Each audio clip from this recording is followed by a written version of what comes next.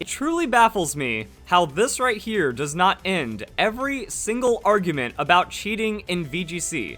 Like, if I had $1 for every time I have read Rule 4.1 and then have someone refuse to accept it, I could probably buy a private island in the Bahamas, retire, and then no one would have to worry about me talking about cheating again.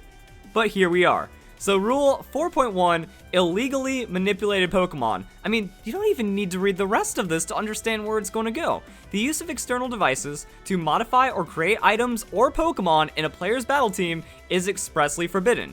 All modification is forbidden. There is no such thing as a legal Gen Mon. There is no such thing as a legal hacked Mon. There is no such thing as legally PK hexing any kind of Pokemon, changing any aspect about it. It's in the rules. That argument's over. Also, it is cheating because it creates an unfair advantage. There is going to be many hours of difference between the player that hacked, that cheated. Like, this is how diluted VGC has become. That people are saying, yes, it is okay to hack your game and break the rules.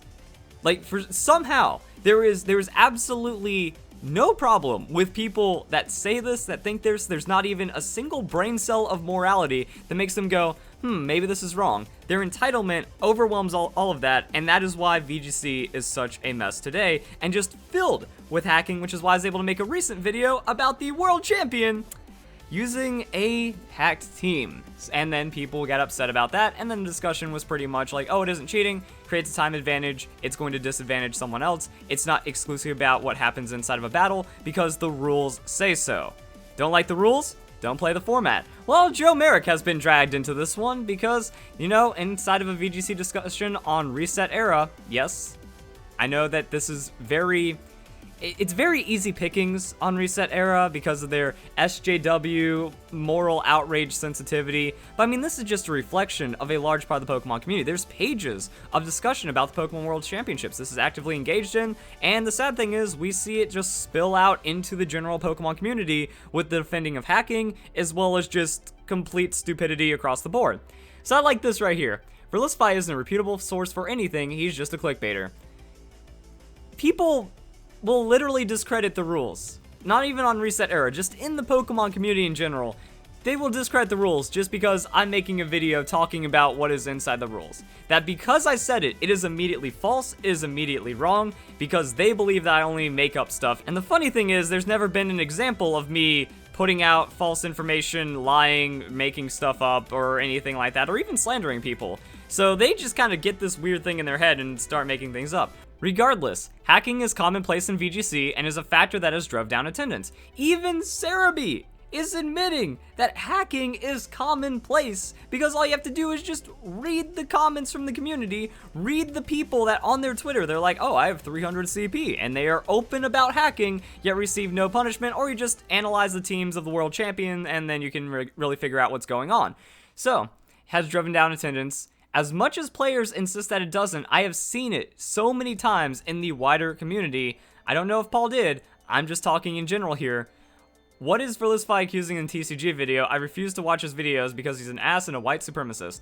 So again, just just living in this purely this pure fabrication of their mind, not ignorant, willful ignorance and stupidity towards the truth and the facts, and they just can't handle any of it.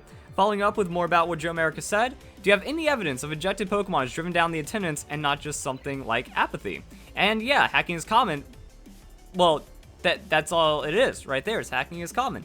But believe it or not, a lot of players don't like cheating. Not even just in Pokemon, in general. Like, you get hit with an aimbot in PUBG, and that's an outrage. That's actually what ended up really hurting a lot of the player base for PUBG, because the cheating was just non-stop and in almost every single game. Cheating in sports, you know, we have all these discussions about, like, Barry Bonds with that asterisk next to his home run record because he used steroids. Steroids in the Olympics and all these other events that end up getting called out. You know, people don't support steroids in the Olympics, but they'll love Wolf Glick after he is caught with a hacked Pokemon. Same for Ray Rizzo. You know what the Pokemon Company did? They hired Ray Rizzo for hacking his Pokemon, and then once that news got out, of course people are going to go, not worth attending.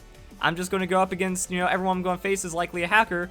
what's the point if I play legit? I'm at a disadvantage. I'm just gonna play for fun and not go to the events. I've seen countless players say they'd be competing if it wasn't so commonplace, as they feel they have to break the rules in order to keep up. And that's somehow another argument that people say, well, if everyone's cheating, then it's okay to cheat.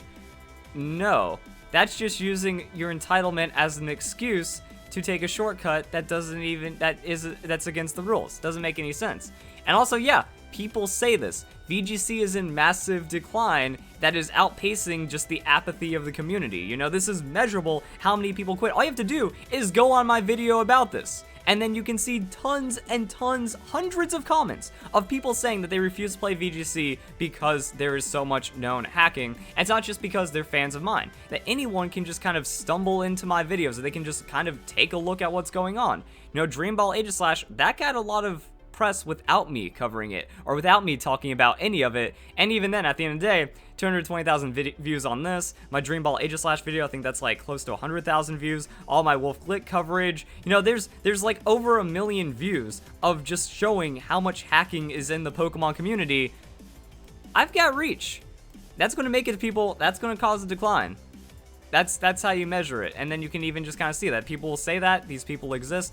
Pretending they don't exist is why it declines even further. There's regional events that are getting less than 100 people. More people were playing VGC the year that we didn't even have a Pokemon game in 2015. Omega Ruby Alpha Sapphire going in 2015, we had no Pokemon game, no hype, maximum apathy, and then people were still competing at a higher level because hacking wasn't as big. Or it was still really big, it was still very problematic, especially like X and Y and Omega Ruby Alpha Sapphire, still like half the VGC community hacked. But then it just got worse Pokemon Sun and Moon because the game itself was pirated, data mined, and had hacking software available a week before it was released, not a week after, before.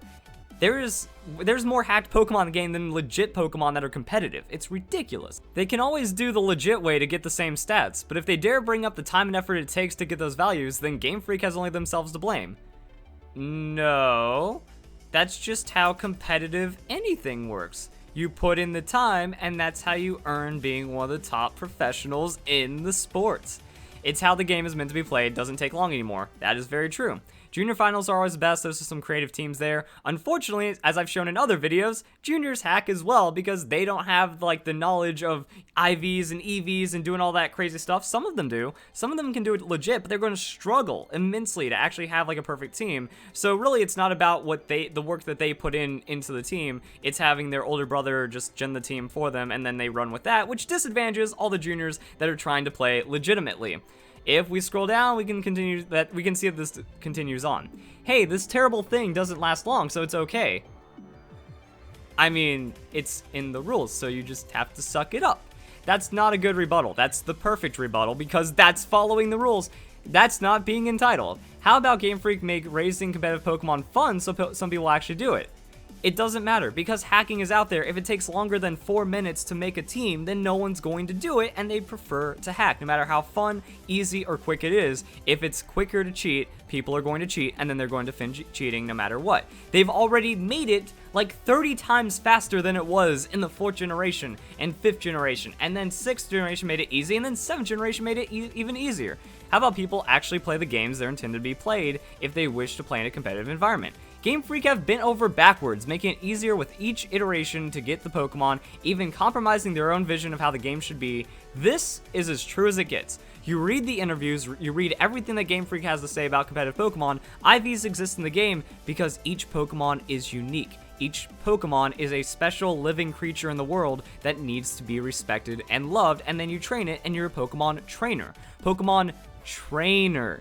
Not a battler. Not it only matters inside what happens between the competitive battle of two players. Trainer. Every aspect of Pokemon comes into the whole of competitive, and it's gotten to the point where they have to compromise that. They have to restrict the identity of each individual Pokemon to make it easier for people to train and then compete, which is actually really sad. And then, that's another thing. They do this to appease players, and they piss it off. Like, somehow people are more intolerant to breeding now than the 4th and 5th generation when it was immensely harder. It took longer. It was more difficult. It was frustrating. There weren't all these easy features that have been added in the game. But nope, the entitlement just carries on. As we scroll down, you know, this is a steroids analogy, which I think is a great analogy. But yeah, you don't see people defending steroids, but then you'll see them attacking people that compare it in Pokemon, even though it's effectively the same thing. I mean, you wouldn't accuse a baseball player of cheating if he didn't sew his own uniform or mill his own bat. It's practice and experience using the tools that's important, right? If part of the rules were to sew their own uniform, mill their own bat, then yes, it would. It's a part of the Pokemon rules that you don't use external devices or editors to make their team. Again, how does this not end every single discussion? So that's kind of the madness that it goes down into there. A lot of people, just a reflection of what happens in the VGC community and how sad it is, but it gets better, guys. So this guy, Ryu, posting about this, and then Verlisify's a white supremacist, wouldn't even give him the clicks to see what he said. But you know, his gimmick is to accuse everyone cheating to create drama for views. Except that's not my gimmick, because I don't accuse everyone for cheating. I go into the information and I provide very solid evidence on multiple of these.